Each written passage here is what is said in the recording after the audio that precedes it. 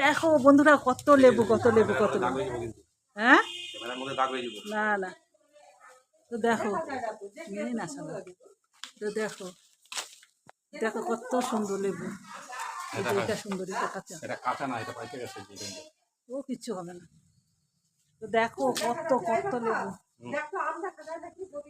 ওইটা নিচে ও মা, চল হ্যাঁ